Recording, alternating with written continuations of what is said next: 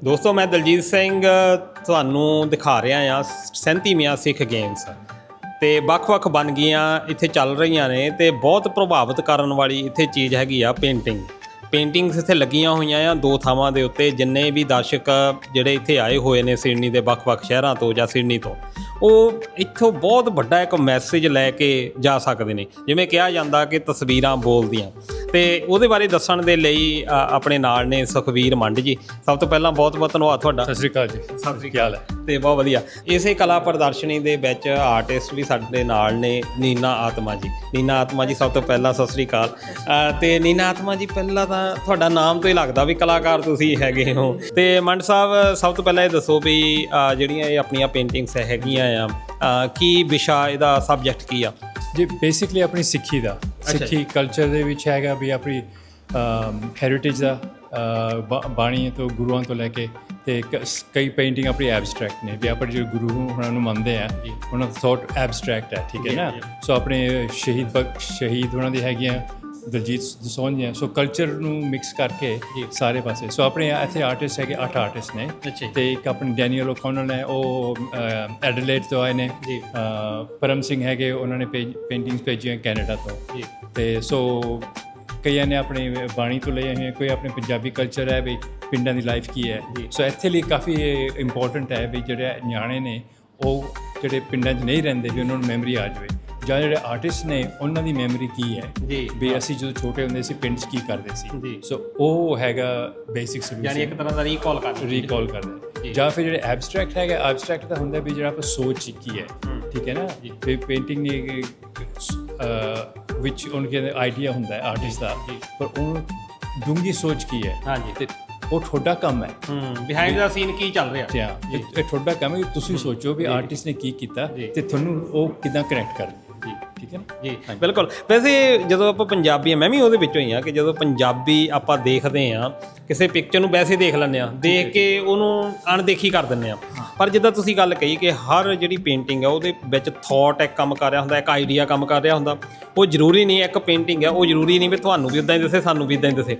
ਪਰ ਇਹ ਜਿਹੜਾ ਇੱਦਾਂ ਦਾ ਇੱਕ ਸਬਜੈਕਟ ਆ, ਇਹ ਕਿੱਦਾਂ ਆਪਾਂ ਲੋਕਾਂ ਨੂੰ ਬਾਹਰ ਪਹੁੰਚਾ ਸਕਦੇ ਆ? ਕਿ ਇਹ ਜਿਹੜੀ ਹੁਣ ਇਹੋ ਜਿਹੀ ਐਗਜ਼ੀਬਿਸ਼ਨ ਹੈ, ਇਹ ਆਈਡੀਅਲ ਓਪਰਚੁਨਿਟੀ ਹੈ, ਠੀਕ ਹੈ ਨਾ। ਹੁਣ ਜਿੱਦਾਂ ਹੁਣ ਆਰਟ ਵਰਕ ਹੈ, ਇਹ ਹੈਗਾ ਆਨੰਦ। ਹਾਂਜੀ, ਹੁਣ ਆਹ ਵਾਲੀ ਹੈਗੀ, ਇਹਦਾ ਨਾਮ ਹੈਗਾ ਆਨੰਦ। ਅੱਛਾ ਜੀ। ਸੋ ਆਨੰਦ ਹੈਗਾ, ਯਾਨੀ ਨਾਮ ਤੋਂ ਬਾਅਦ ਆਨੰਦ। ਹਾਂਜੀ। ਸੋ ਆਨੰਦ ਦਾ ਤੁਸੀਂ ਉਹ ਪੰਜਾਬੀ ਚ ਆਪਣਾ ਹੈਗਾ ਚਾਤਰਿਕ ਬਰਡ ਨਹੀਂ ਹੁੰਦਾ ਜਿਹੜਾ ਗੂੰਜਲੀ ਵੇਟ ਕਰਦਾ ਹੁੰਦਾ ਹੈ। ਹਾਂਜੀ, ਸੋ ਉਹ ਹੈਗਾ ਕਿ ਵੀ ਨਾਮ ਆਪਣੇ ਲਈ ਸਾਰਾ ਨਹੀਂ ਹੁੰਦਾ ਕਿ ਮਸਾਂ ਮਿਲਦਾ ਤਾਂ ਤੁਹਾਨੂੰ ਆਨੰਦ ਆਉਂਦਾ ਕੋਈ ਚੀਜ਼ ਜਿਹੜੀ ਵੀ ਲਾ ਲਓ ਆਮ ਬੰਦੇ ਲਈ। ਤੇ ਨਾਮ ਜਿਹੜਾ ਆਨੰਦ ਹੈਗਾ, ਉਹ ਤੁਸੀਂ ਚਾਹੇ ਇੱਦਾਂ ਦੇਖ ਲਓ, ਚਾਹੇ ਤੁਸੀਂ ਦੇਖ ਲਓ ਰਿਵਰ ਹੈਗਾ, ਤੁਸੀਂ ਉਹਦੇ 'ਚ ਡੁਬਕੀ ਲਾਓ, ਤੁਹਾਨੂੰ ਮਿਲਦਾ, ਉਹਦੇ ਨਾਲ ਕਨੈਕਟ ਹੁੰਦੇ ਹੋ, ਠੀਕ ਹੈ। ਇਸ ਤਰ੍ਹਾਂ ਦੇ ਤੁਹਾਨੂੰ ਫੀਲਿੰਗ ਆਉਂਦੀ ਹੈ ਵੀ ਤੁਸੀਂ ਕਨੈਕਟਡ ਹੋ ਕਿ ਰਿਵਰ ਆਫ ਲਾਈਫ। ਜਿੱਦਾਂ ਤੁਸੀਂ ਆਰਟਿਸਟ ਹੁੰਦਾ when you are in the flow, athlete ਹੁੰਦਾ you are in the flow, you are in ਆਨੰਦ, because you don't see the difference between us. So because that's a connectedness with everything.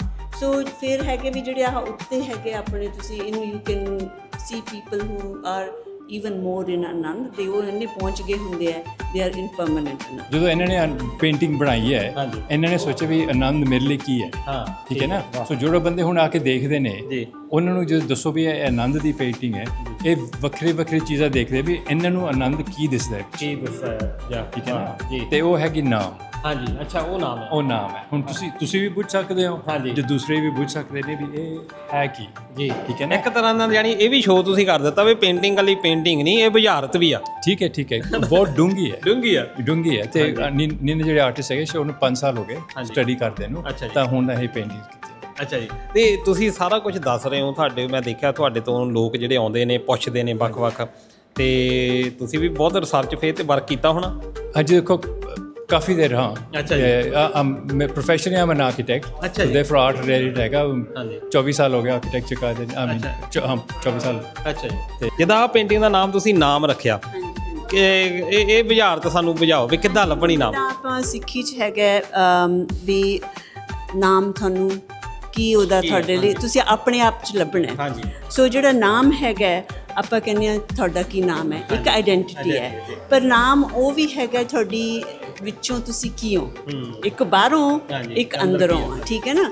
ਸੋ ਜਿਹੜੇ ਆਪਣੀ ਬਾਣੀ 'ਚ ਹੈਗਾ ਨਾਮ ਸਰਗੁਣ ਵੀ ਹੈ ਤੇ ਨਿਰਗੁਣ ਵੀ ਹੈ, ਹਾਂਜੀ। ਸੋ ਜਿਹੜੀ ਐਬਸਟਰੈਕਟ ਆਰਟ ਹੈਗੀ ਹੈ ਉਹ ਤੁਹਾਨੂੰ ਡੂੰਘਾ ਜਾਣ ਲਈ ਕਹਿੰਦੀ ਕਿ ਸਮਝੋ।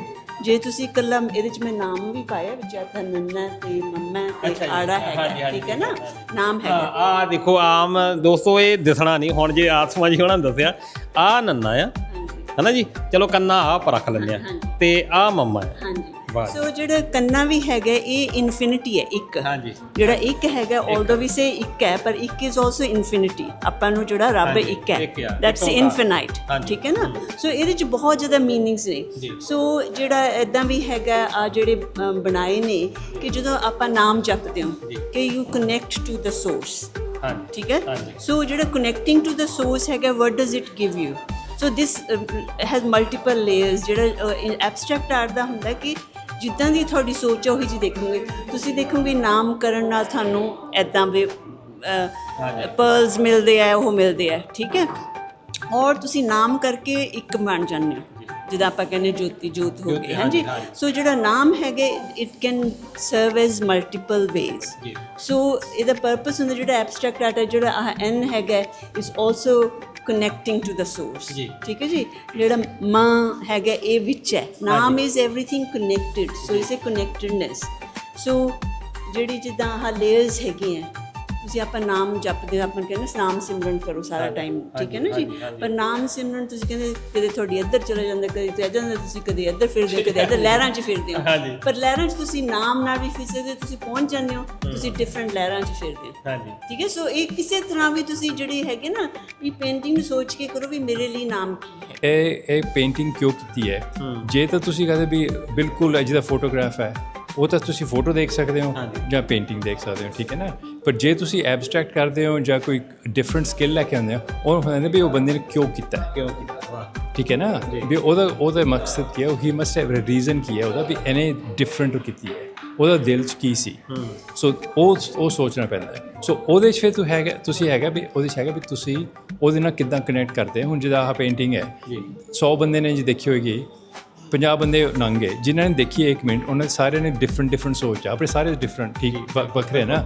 ਸੋ ਉਹ ਉਸ ਲਈ ਜਿਹੜੀ ਆਰਟ ਹੈ ਉਹ ਕਹਿੰਦੇ ਨੇ ਵੀ art is complete when the viewer looks at it. Painting ਜਦੋਂ ਖਤਮ ਹੁੰਦੀ ਹੈ ਉਦੋਂ ਨਹੀਂ ਕੰਪਲੀਟ ਹੁੰਦੀ, ਬਿਕੋਜ਼ ਉਹਦਾ ਮੀਨਿੰਗ ਬਾਅਦ 'ਚ ਬਣਦਾ ਹੈ ਜਦੋਂ ਵਿਊਅਰ ਦੇਖਦਾ। ਵਾਹ ਜੀ ਵਾਹ। ਯਾਨੀ ਇੱਕ ਪੇਂਟਿੰਗ ਜਿਹੜਾ ਆ ਉਹ ਵੀ ਤੁਸੀਂ ਮੈਸੇਜ ਲੈ ਸਕਦੇ ਹੋ, ਅਧਿਆਤਮਵਾਦ ਜਿਹੜਾ ਆ ਉਹਦੇ ਨਾਲ ਵੀ ਜੋੜ ਸਕਦੇ ਪੇਂਟਿੰਗ। ਹਾਂਜੀ ਹਾਂਜੀ, ਇਹ ਹੈਗੇ ਕਿ ਤੁਸੀਂ ਨਾਮ ਕਰ ਲਓ ਇਸ ਯੋਰ ਆਈਡੈਂਟੀਟੀ, ਠੀਕ ਹੈ ਨਾ। ਤੁਸੀਂ ਇਹ ਪੇਂਟਿੰਗ ਦੇਖ ਸਕਦੇ ਹੋ, ਸੋਹਣੀ ਲੱਗਦੀ ਹੈ, ਚਿੱਟਾ ਹੈ ਤੇ ਗੋਲਡਨ ਹੈ, ਲਾਈਟ ਹੈਗੀ ਹੈ। ਸੋ ਸੇਮ ਵੇ ਬੰਦਾ ਹੈਗਾ, ਸੋਹਣਾ ਹੈ, ਸਾਫ਼ ਹੈ, ਪਰ ਜਿਹੜਾ ਅੰਦਰੋਂ ਕੀ ਹੈ ਉਹ ਵੀ ਆਈਡੈਂਟੀਟੀ ਹੈਗੀ, ਉਹ ਐਸੈਂਸ ਹੈਗੀ ਹੈ। ਹਾਂਜੀ, ਹੁਣ ਆਹ ਵਾਲੀ ਹੈਗੀ, ਇਹਦਾ ਨਾਮ ਹੈਗਾ ਆਨੰਦ। ਅੱਛਾ ਜੀ। ਸੋ ਆਨੰਦ ਹੈਗਾ ਯਾਨੀ ਨਾਮ ਤੋਂ ਬਾਅਦ ਆਨੰਦ। ਹਾਂਜੀ ਹਾਂਜੀ। ਸੋ ਆਨੰਦ ਦਾ ਤੁਸੀਂ ਉਹ ਪੰਜਾਬੀ 'ਚ ਆਪਣਾ ਹੈਗਾ ਚਾਤਰਿਕ ਬਰਡ ਨਹੀਂ ਹੁੰਦਾ, ਜਿਹੜਾ ਗੂੰਦਲੀ ਵੇਟ ਕਰਦਾ ਹੁੰਦਾ, ਹਾਂਜੀ। ਸੋ ਉਹ ਹੈਗਾ ਕਿ ਵੀ ਨਾਮ ਆਪਣੇ ਲਈ ਸਾਰਾ ਨਹੀਂ ਹੁੰਦਾ ਕਿ ਮਸਾਂ ਮਿਲਦਾ ਤਾਂ ਤੁਹਾਨੂੰ ਆਨੰਦ ਆਉਂਦਾ, ਕੋਈ ਚੀਜ਼ ਜਿਹੜੀ ਵੀ ਲਾ ਲਓ ਆਮ ਬੰਦੇ ਲਈ। ਤੇ ਨਾਮ ਜਿਹੜਾ ਆਨੰਦ ਹੈਗਾ ਉਹ ਤੁਸੀਂ ਚਾਹੇ ਇੱਦਾਂ ਦੇਖੋ, ਚਾਹੇ ਤੁਸੀਂ ਦੇਖ ਲਓ ਰਿਵਰ ਹੈਗਾ, ਤੁਸੀਂ ਉਹਦੇ 'ਚ ਡੁਬਕੀ ਲਾਓ, ਤੁਹਾਨੂੰ ਮਿਲਦਾ, ਉਹਦੇ ਨਾਲ ਕਨੈਕਟ ਹੁੰਦੇ ਹੋ, ਠੀਕ ਹੈ। ਇਸ ਤਰ੍ਹਾਂ ਦੇ ਤੁਹਾਨੂੰ ਫੀਲਿੰਗ ਆਉਂਦੀ ਹੈ ਵੀ ਤੁਸੀਂ ਕਨੈਕਟਡ ਹੋ, ਕਿ ਰਿਵਰ ਆਫ ਲਾਈਫ।